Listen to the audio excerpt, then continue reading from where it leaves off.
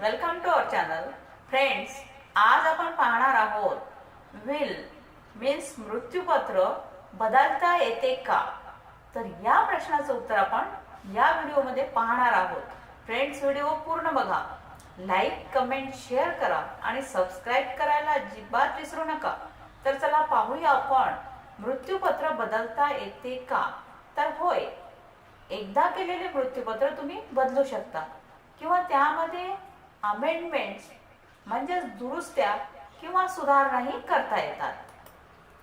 तर मालमत्तेची खरेदी विक्री, लग्न किंवा घटस्फोट, मृत्यूपत्रामध्ये नमूद केलेल्या व्यक्तींचा मृत्यू, मुलांचा किंवा नातवंडाचा जन्म इत्यादी यासारख्या अनेक कारणांमुळे मृत्यूपत्र बदलण्याची गरज पडते. आता मृत्यूपत्र बदलण्याची प्रक्रिया अगदी सहज, सोपी, शक्य आहे. पहिले मृत्यूपत्र रद्द करून दुसरे मृत्यूपत्र करता येते किंवा मृत्यूपत्राला नवीन पुरवणी म्हणजेच कोडिसील कधीही जोडता येते. आता कोडिसील जोडतानाही मृत्यूपत्राप्रमाणे साक्षीदारांसमोर सही करावी लागते. तसंच त्यावर साक्षीदारांची सही, तारीख, वाद, वेळ व स्थळाचा उल्लेख असणे ही सर्व गोष्टी आवश्यक आहेत.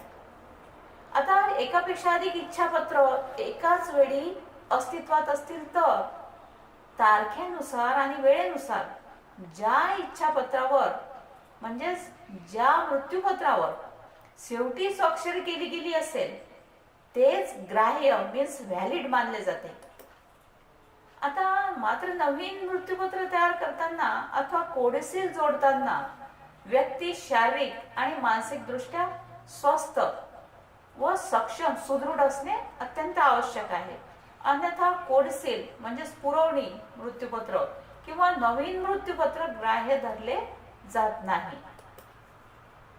तर फ्रेंड्स, ही होती मृत्यूपत्र बदलता येते काय याबद्दल माहिती. थँक्यू.